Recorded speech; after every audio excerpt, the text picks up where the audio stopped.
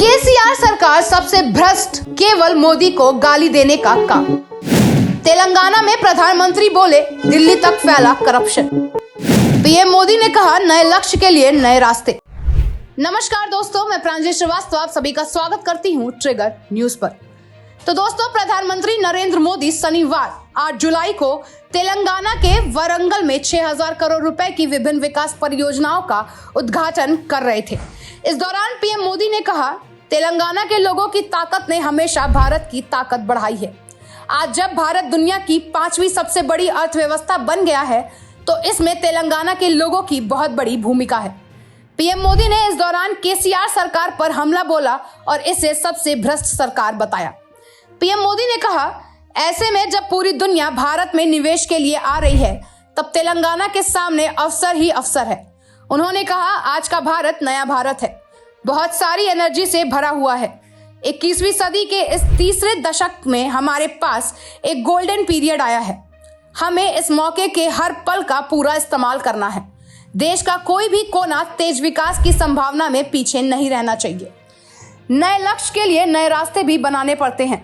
भारत का तेज विकास पुराने इंफ्रास्ट्रक्चर पर संभव नहीं था, इसलिए हमारी सरकार पहले से कई अधिक स्पीड और स्केल पर काम कर रही है। आज हर प्रकार के इंफ्रास्ट्रक्चर के लिए पहले से कई गुना तेजी से काम हो रहा है। आज पूरे देश में highway, expressway, economics corridor, industrial corridor का जाल बिछ रहा है। पीएम मोदी ने कहा, युवाओं के लिए रोजगार का एक और बड़ा माध्यम देश के मैन्युफैक्चरिंग सेक्टर बन रहा है। मेक इन इंडिया अभियान बन रहा है। हमने देश में मैन्युफैक्चरिंग को प्रोत्साहित करने के लिए PLI योजना शुरू की है। इसका मतलब जो ज्यादा उत्पादन कर रहा है उसे भारत सरकार से विशेष मदद मिल रही है। तेलंगाना में जो सरकार है उसने क्या किया है? यहाँ की राज्य सरकार ने सिर्फ 4 काम किए हैं। पहला, सुबह शाम मोदी और केंद्र सरकार को गाली देने का काम किया है।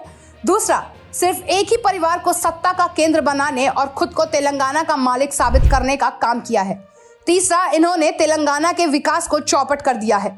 चौथा, इन्होंने तेलंगाना को भ्रष्टाचार में डुबा दिया। केसीआर सरकार यानी सबसे भ्रष्ट सरकार। पीएम मोदी ने कहा, ये जितनी भी परिवारवादी पार्टियां हैं, उनकी नींव भ्रष्टाचार पर खड़ी होती हैं। परिवारवादी कांग्रेस का भ्रष्टाचार पूरे देश ने देखा है। परिवारवादी BRS का भ्रष्टाचार पूरे तेलंगाना ने देखा है। कांग्रेस हो या BRS, दोनों ही तेलंगाना के लोगों के लिए घातक है। इन दोनों से ही तेलंगाना के लोगों को बचकर रहना है।